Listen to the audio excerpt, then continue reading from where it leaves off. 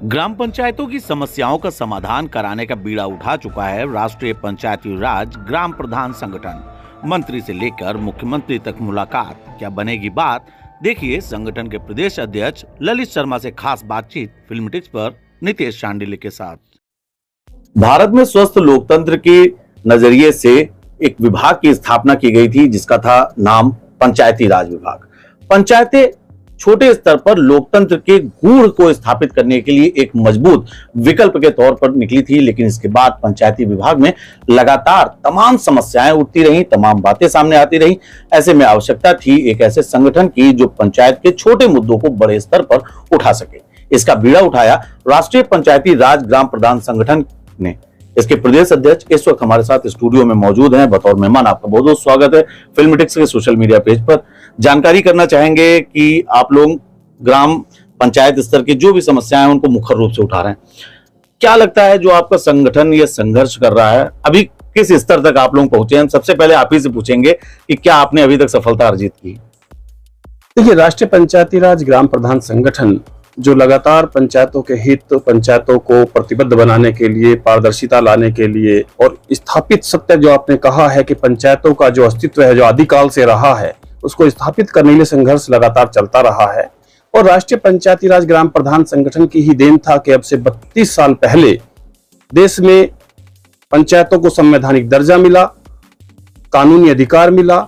सारी व्यवस्था संविधान संशोधन के बाद, 73वें संविधान संशोधन के बाद आई और सरकार ने उस समय पे विजुअलाइज किया था, ये सोचा था कि अब पंचायत का मतलब पंचायतों में होने वाले सभी काम, जैसे उस समय पे तय किया गया था कि 29 विभागों के काम पंचायतों को सौंपे जाएंगे।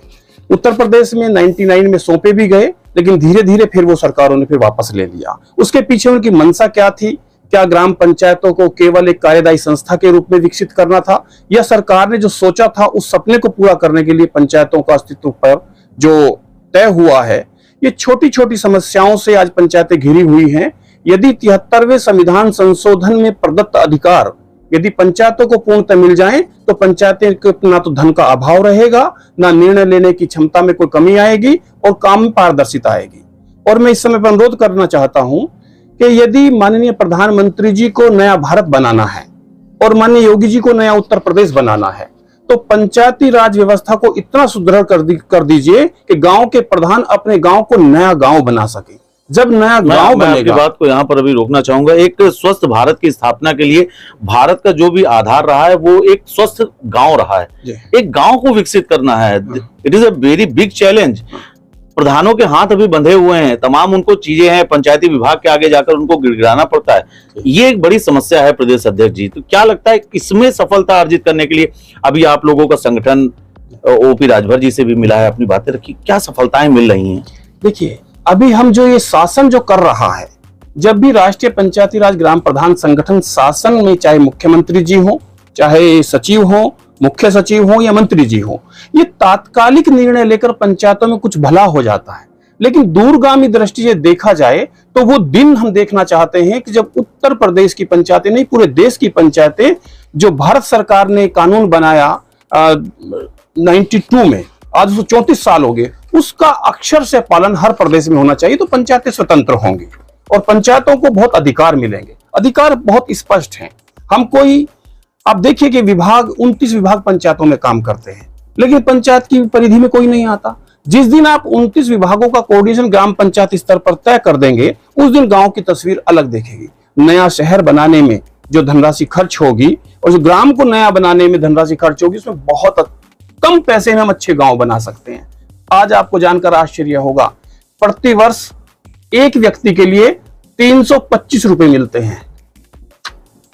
और वो, जैसा आप विदित हैं कि 12,000 पंचायतें आर्थिक संकट में हैं। ऐसे वो पूरे देश में कितने प्रदेश है जहां 12,000 पंचायतें ही नहीं है, और उत्तर प्रदेश की 12,000 पंचायतें आर्थिक संकट में है। तो ऐसे पंचायतों का भला होने वाला नहीं है। सरकार को एक व्यापक दृष्टिकोण में आकर सरकार को सोचना होगा और सरकार को देखना होगा। धन से सब काम होते हैं, गुणवत्ता धन से आती है। अगर पंचायतों में पर्याप्त धन मिलेगा, काम की गुणवत्ता भी होगी, गांव में पलायन भी रुकेगा। जो गांव का पलायन है वो गांव को भी तबाह कर रहा है और शहर को भी तबाह कर रहा है। निश्चित ही एक बड़ा मुद्दा है, पलायन के मुद्दे पे आपने बात की, तो हम बात इस पर एक कटाक्ष भी बताना चाहेंगे कि जो गांव का हाथा होता है, कहते हैं पहले जमाने में जो गांव के हाथे हुआ करते थे कई बीघे के हुआ करते थे, लोग आज कई बीघे का हाथा, कई बीघे का आंगन छोड़ के शहर में जाते हैं और एक फ्लैट में रह के बड़ा खुश होते हैं। इस बदलाव को किस तरीके से देखते हैं? देखिए, ये बाजार का दौर है और ये बाजार ने सब पैदा किया है। कुछ लोगों को सुख सुविधाएं शहर में ज्यादा लगती हैं, लेकिन मैं मानता हूं कि चाहे वो एनसीआर का क्षेत्र हो, चाहे आपका अब ये एससीआर बनने वाला हो, कुछ जीवन अभी भी राजधानी क्षेत्रों में नरकीय जीवन है। ऐसा यदि गांव के लोगों को वहां लाके रख दिया जाए तो वो 24 घंटे नहीं बिताएंगे ऐसे नरक। कोविड का एक दौर आया था, लोगों को गांव की तरफ ही खींच ले गया था, तब भी आदमी गांव की उपयोगिता नहीं समझ रहा है। यही सरकार को समझने की आवश्यकता है। यदि इस देश की अर्थव्यवस्था को खड़ा कर सकता है तो गांव है। कम पैसे में गांव का आदमी जी सकता है, कम पैसे में खुशहाल रह सकता है। शहर में जो एक प्रतिस्पर्धा है, गांव में लोग आज भी श्रद्धा से जीते हैं, यहाँ प्रतिस्पर्धा में जीते हैं। और जहां प्रतिस्पर्धा होती है वहां हमेशा आप संघर्ष देखेंगे और संघर्ष में किसी को चैन नहीं मिलता। गांव के लोग संघर्ष तो भाई साहब आपका संगठन भी कर रहा है, और संगठन को कार्यालय है तो भवन का आवंटन, ये बहुत बड़ा संगठन आपके संघर्ष का विषय है। क्या कुछ लगता है इस पर सरकार का ध्यान आपने जो आकृष्ट कराया है? पूर्ववर्ती सरकार ने इसी संगठन को C16 पार्क रोड पर कार्यालय देकर रखा था, लेकिन ये वो संगठन नहीं रहा है कि सरकार के छोटे से लाभ से हम सरकार से सवाल करना बंद कर दें। तो आवास मिले ना मिले, सड़क पर लड़ना पड़े, वो हम सब बातों के लिए तैयार हैं। और अगर संगठन के आप इतिहास में जाएंगे तो चाहे 2012 रहा हो, 2016 रहा हो, 2015 रहा हो, लगातार विधानसभा घेरने संघर्षों का काम किया है। लेकिन मैं बड़ी हिम्मत के साथ कह रहा हूं कि माननीय मुख्यमंत्री जी जब से योगी आदित्यनाथ जी बने हैं, उन्होंने संगठन को सड़क पे नहीं आने दिया, सारी बातों को माना। मैं उनका हृदय से आभार और अभिनंदन करता हूं। लेकिन माननीय मुख्यमंत्री की घोषणा जो हुई है उसका एक विभाग पूरा नहीं कर रहा है। उसके लिए यदि हमको संघर्ष का रास्ता पुनः पकड़ना पड़ा तो हम संघर्ष का रास्ता पकड़ेंगे। ये इसी के क्रम में पंचायती विभागों में तमाम कर्मचारी तैनात रहते हैं, लेकिन देखा जाता है कि उनकी जिम्मेदारी गांव में दी जाती है, लेकिन उनके मोस्टली अटैचमेंट जो रहते हैं वो कार्यालय में अधिकारी अपने साथ रखते हैं। ये एक बड़ा बिंदु निकल कर आता है, तमाम मीडिया रिपोर्ट्स में भी लगातार इस बात पर दावा किया जाता है। क्या इस बात पर भी ध्यान आकृष्ट कराएगा आपका संगठन? देखिए, इस बात पर हम बहुत पैनी नजर रखे हुए हैं। जो ग्राम पंचायत अधिकारी का पद है, जो ग्राम पंचायत में ग्राम सचिवालय में बैठने का पद है, वो अपने क्लस्टर पर काम कर रहा है। और अधिकारी के यहाँ ऐसे ऑफिसों में तैनाती की हमें कोई सूचना नहीं है। अगर आपके पास होगी तो हम विभाग में जरूर ये बात करेंगे कि हमें सूचना नहीं है। और वो हाँ, व्यवहारिक रूप से साप्ताहिक बैठक ब्लॉक में होती है, मासिक बैठक जिले पर होती है, तो उन बैठकों में वो आते हैं। ये संभव जरूर है कि उस पे क्लस्टर और काम ज्यादा होने के कारण वो काम का बहाना बनाकर मुझे एसडीएम साहब ने बुला लिया है, इस समय तहसीलदार ने बुला लिया है, तो गांव से वो पलायन करते रहते हैं। तो इसीलिए ग्राम सचिवालय की स्थापना हुई है और राष्ट्रीय पंचायती राज ग्राम प्रधान संगठन इसका प्रबल समर्थक रहा है कि जब तक गांव सचिवालय नहीं होगा हम कुछ कामों को आगे नहीं बढ़ा पाएंगे। लेकिन मानदेय की समस्या भी उसमें तो उठ रही है लगातार, तमाम ऐसी चीजें जैसे आपका इससे ज्ञापन में साफ तौर पर लिखा है कि ग्राम प्रधान का मानदेय, ग्राम पंचायत मान के चलिए एक आवास मिलकर बैठ गया, लेकिन ग्राम पंचायत का मानदेय, पंचायत सहायक का मानदेय, सामुदायिक शौचालय की संचालिका का मानदेय, गौ आश्रय स्थल के केयरटेकर का मानदेय, और आपका इसी के साथ में, इसी के सापेक्ष में साफ तौर पर कहना है कि राज्य में 12,168 ग्राम पंचायतों को मिलने वाले अनुदान की धनराशि उनके प्रशासनिक खर्चों के लिए भी पर्याप्त नहीं है। ये एक बड़ा बिंदु है, इस पर क्या कुछ कहना चाहेंगे? ये संगठन तो लगातार ध्यान आकर्षण करता ही रहा है सरकार का, सफलता अब ये तय हो चुका है। आज माननीय मंत्री जी ने उस पर स्पष्ट कहा है कि 12,168 पंचायतों का जो प्रकरण है उसमें से 1,000 से नीचे की आबादी की 850 पंचायतें और 11,000 से कुछ पंचायतें 1,500 से नीचे की आबादी की है, 1,500 और 1,000 के बीच की है। उनको हम 5 लाख रुपया, ऐसी पंचायतों को जो 1,000 से कम आबादी की है और 1,000 और 1,500 के बीच की आबादी को हम 6 लाख रुपए प्रतिवर्ष के हिसाब से अलग प्रतिपूर्ति करेंगे।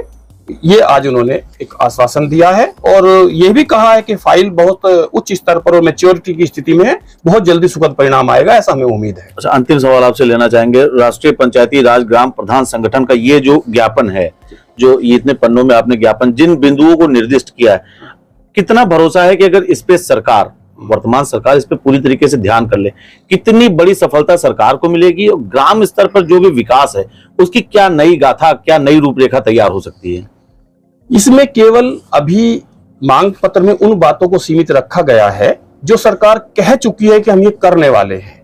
नया तो और कुछ करने वाला है, जैसा मैंने अभी आपको बताया। वर्तमान सरकार से मुझे पूरी उम्मीद है कि वो पंचायतों की जो भावनाएं हैं, अपेक्षाएं हैं, उनको पूरा करेगी। और हमारा एक सभी साथियों से, आपके चैनल के माध्यम से अनुरोध भी है सभी प्रधान साथियों से कि हम अपनी गुणवत्ता को बनाए रखें, पारदर्शिता को बनाए रखें और सरकार के सभी कामों में सहयोग करें। लेकिन अब वो समय आ गया है कि 29 विभागों की कार्य योजना ग्राम पंचायत स्तर पर बने, ग्राम पंचायतों को 29 विभागों का धन आवंटित हो, उनके कर्मचारी पंचायतों के नियंत्रण में रहे, तब आप देखेंगे वास्तविक अपना राज जिसको बोलते हैं, अपना राज, पंचायती राज, वो आपको नजर आएगा प्रदेश में। सरकार ने नजूल विधेयक पर भी चर्चा की, प्रवर समिति के पास चला गया। गांव का अधिकांश हिस्सा, शहर के तो तमाम बड़ी बड़ी बिल्डिंगें आ रही हैं, विपक्ष में भी इस पर चर्चा हुई कि इसमें तो तमाम बड़े सरकारी संस्थान भी आ रहे हैं। नजूल विधेयक अगर उत्तर प्रदेश सरकार पास करती है, गांव के लिए क्या कुछ अच्छा होगा, क्या कुछ बुरा होगा, इस पर छोटा सा आपसे स्पष्टीकरण। देखिए, गांव में, शहर में तो अधिकांश भूमिहीन ही रहते हैं, गांव में तो भूमि स्वामी भी रहते हैं और भूमिहीन भी रहते हैं। बिल्कुल। तो भूमिहीन कोई क्लेम नहीं कर सकता कि मेरा कहीं हक है। ये सब जो भूमि स्वामी है, जो भूस्वामी है, ये उन्हीं का खेल है। और इसमें कभी भी साफ छवि वाले लोगों ने कभी ऐसा सरकार के साथ नहीं किया।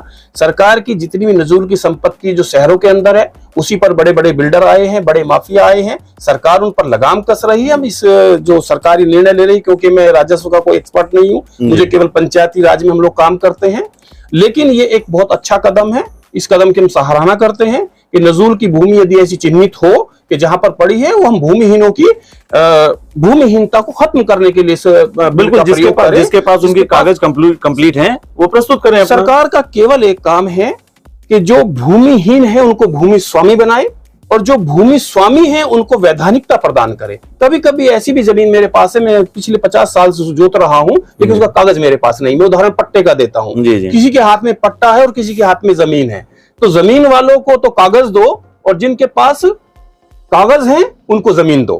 कोई भी आदमी भूमिहीन नहीं रहना चाहिए। तो देश की खुशहाली को और देश के पलायन को रोकने का सबसे बड़ा कारण तो यही है। आप जिस दिन एक गरीब परिवार को एक फुटबॉल के मैदान जितना, जिसमें हम फुटबॉल खेलते हैं, हॉकी खेलते हैं, उतना जमीन अगर एक किसान को किसी आदमी दे देंगे, वो अपने परिवार का गुसर बसर कर लेंगे। निश्चित ही, लेकिन ये बात कहते हैं कि फुटबॉल के मैदान काफी बड़े होते हैं। तो आप थे ललित शर्मा जी, प्रदेश अध्यक्ष हैं राष्ट्रीय पंचायती राज ग्राम प्रधान संगठन के। आपका साफ तौर पर कहना है कि तमाम उनकी ऐसी मांगे हैं जिनको लेकर वो लगातार उनका संगठन सड़कों पर न सिर्फ संघर्ष कर रहा है, बल्कि उत्तर प्रदेश के मुखिया योगी आदित्यनाथ सहित विभाग के तमाम मंत्रियों से मुलाकात करके उन समस्याओं का निदान कराने के प्रयास कर रहा है। देखने वाली बात यह होगी कि जिस भी प्रकार से पंचायती विभाग को लेकर इतने संघर्ष चल रहे हैं, आने वाले समय में कितनी कुछ सफलता मिलेगी। हालांकि इस संगठन का साफ तौर पर दावा है कि वर्तमान समय की उत्तर प्रदेश सरकार लगातार पंचायती विभाग के हितार्थ कार्य कर रही है।